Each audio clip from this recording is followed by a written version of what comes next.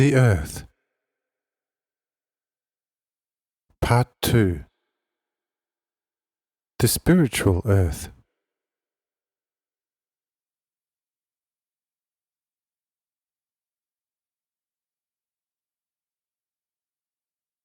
'27. The Formation and Purpose of Matter. 9th February 1847.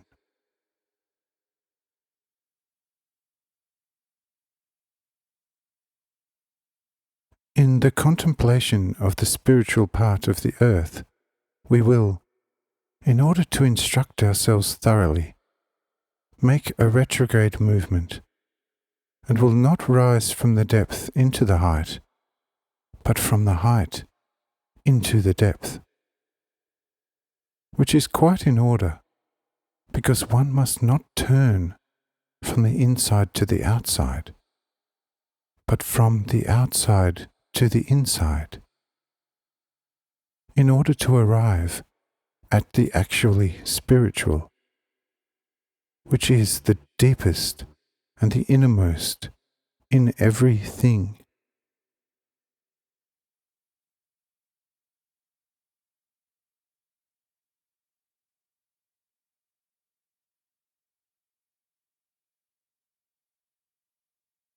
It has been shown to you only too often that within the material there is always the hidden spiritual, and how the actual visible matter in and for itself is basically nothing else than caught, bound and fixed spiritual. Nevertheless, also here, for a more thorough knowledge of it, some explanations shall follow.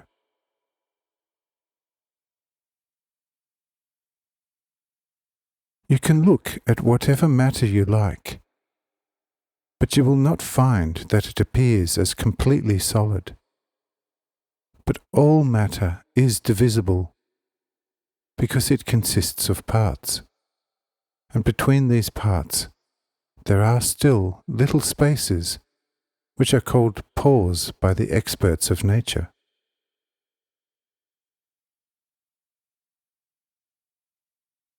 About the division of matter, no scholar is yet clear, and no one can determine into which finally smallest parts matter can be divided.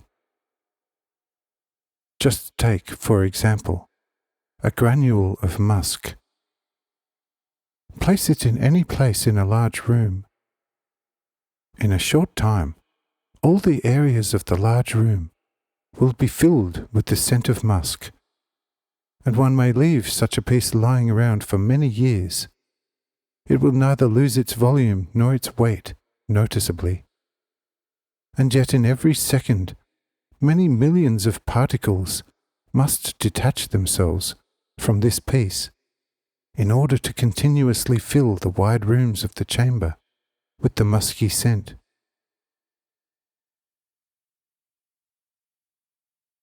A great number of similar examples could be given. Only this one is sufficient for our matter, in order to see that there is certainly a definite determination about the finite divisibility of matter. But if now it is shown that at least for your concepts all matter is divisible up to a nearly infinite minimum, then it is more than clear, on the other hand, that matter must necessarily be composed of parts. But who pulls these parts together and sticks them so tightly together that they finally look like a simple mass, which is sometimes more, sometimes less solid? See, there is already the first stage on which the spiritual begins.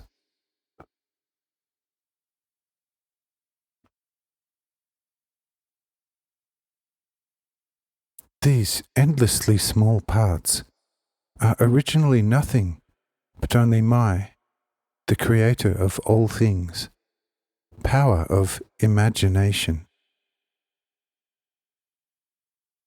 This power of ideas takes on shape, and the shape receives life from the life of the Creator. The Creator gives the newly animated form, free from himself, its own light out of his own original light. And with this light, which is alive, its own intelligence, through which the newly animated form recognizes itself and becomes aware of itself as an independent being.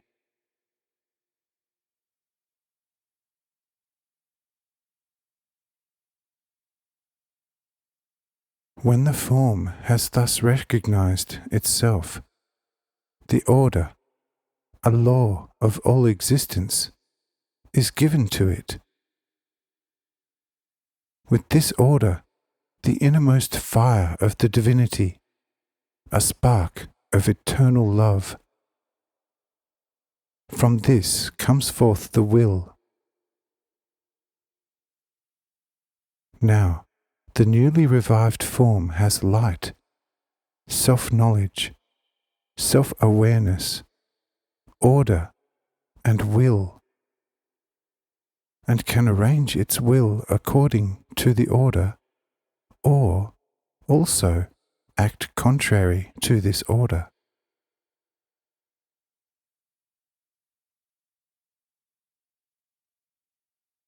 If a new creature thus acts and moves according to the order, then it will be strengthened like a tree and will appear as a perfectly free being in the great space of creation for eternal continuance, because all its being is created out of me, who surely am and will be eternally.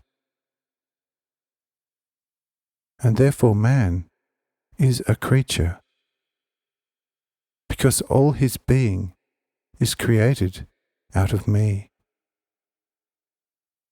And his lot can be no other than my own, because his is drawn out of me, as if someone draws water from the well. The water in the vessel is the same as the water in the well, and has the same purpose as the groundwater in the well from which it was drawn.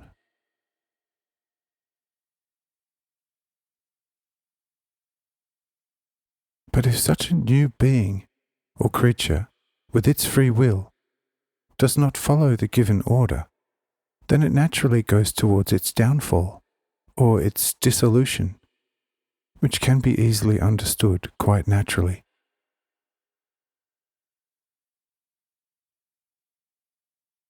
If someone puts a plant in the ground, but does not give it moisture and sunlight and warmth, what will happen to the plant?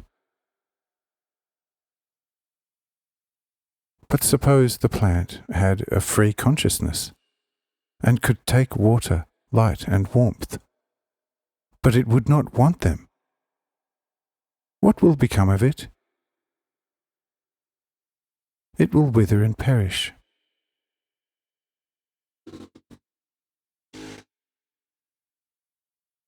Or someone wanted to be life realistically portrayed by a painter, but never wants to turn his face to the painter.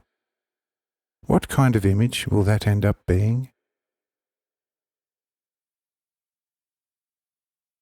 But it cannot be indifferent to me, the Creator, whether a being which was not merely conceived by me like an image in the idea,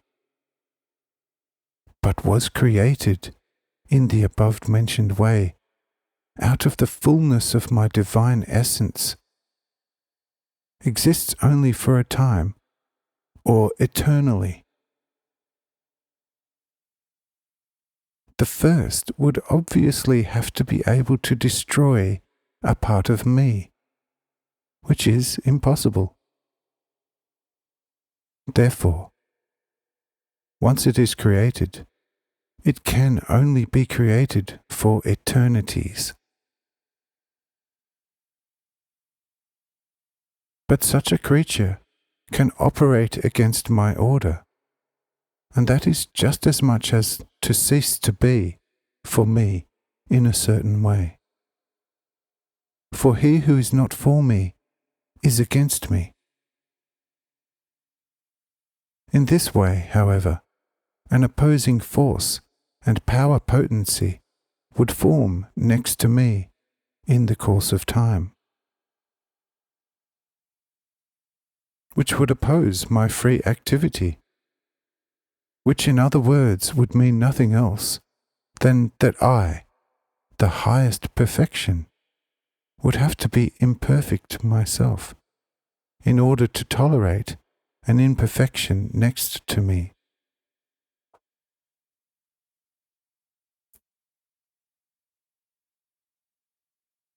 In order to control this highest evil, a creature which does not want to conform to my given order is immediately captured and is fixed to a point and to a place. And behold, this fixation is what you know, see, and feel as matter.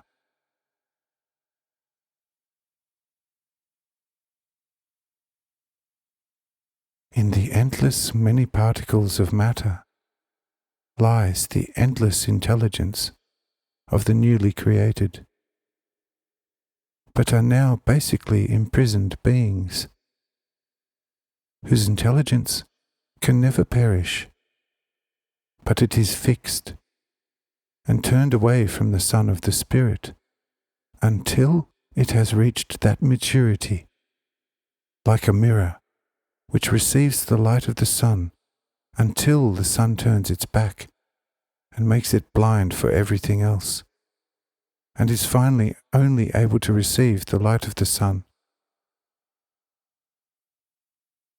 Towards the outside, of course, the mirror becomes more and more dull, and its matter becomes looser and more porous. But this matter becomes more and more capable of receiving the image of the sun in all its dissolved parts. Even if highly rejuvenated, and this is actually the good transition, that such a being begins to receive the divinity in all its parts, and not only in one single part. And so it is not enough that someone says, "Lord, Lord," but he must have absorbed the Lord into all the fibers of his life. Only then is he ready to return to the place from whence he came.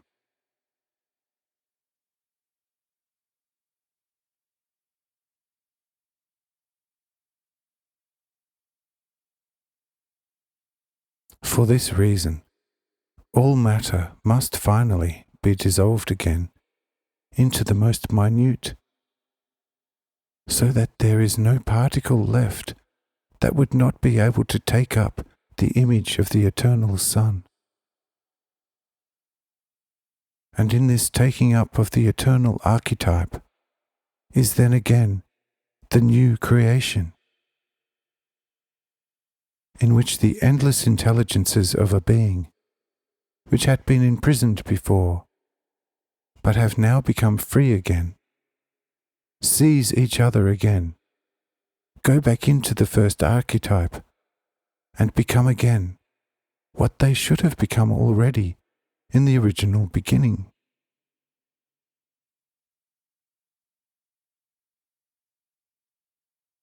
From this preliminary guidance, it will surely be clear to you that in matter there cannot possibly be anything other than only spiritual.